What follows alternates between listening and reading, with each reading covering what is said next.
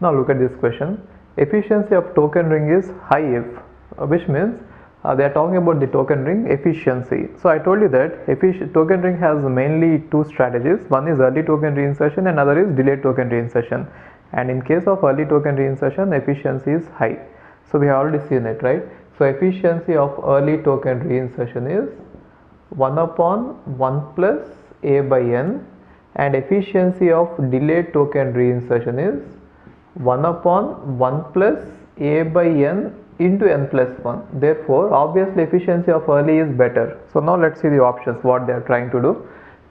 Is high if reinsert the token after receiving the last bit of the frame, which means if you reinsert the token after receiving the last bit of the frame, which is nothing but delayed token reinsertion. In delayed token reinsertion, we let the frame pass, and after receiving the last bit of the frame, we are going to reinsert the token. It is nothing but delayed token reinsertion.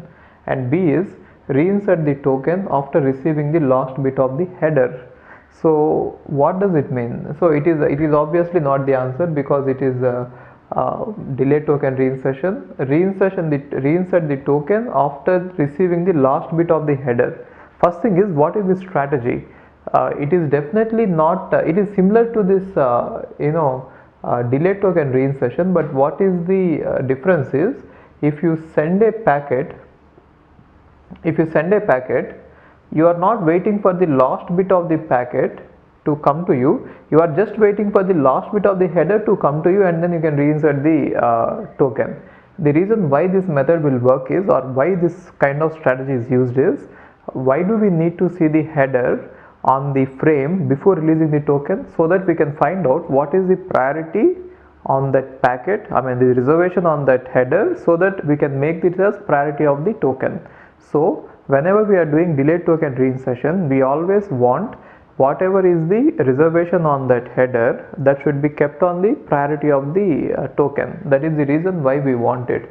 So when we reinsert the token after receiving the last bit of the header, we will get what we need. What we need is the reservation. So once we know the reservation, we can make the priority. So anyways, it is similar to delayed token reinsertion, right? So it is also not the answer. Now what about this? Reinsert the token after last bit of the data packet is transferred. So it is nothing but, once you transfer the entire packet, and even if you transfer the last bit of the packet, after it is done, if you reinsert it immediately, it is nothing but early token reinsertion, which means we transmit the packet and then the token immediately. So it is early token reinsertion, which is the answer. Reinsert the packet after last bit of header is transmitted. It is very meaningless. So no one is going to do that. So anyway, these three are valid strategies. I didn't explain you about B. It is also not a very popular method, but then it is valid. And anyway, C is the answer. C means that early token reinsertion, right?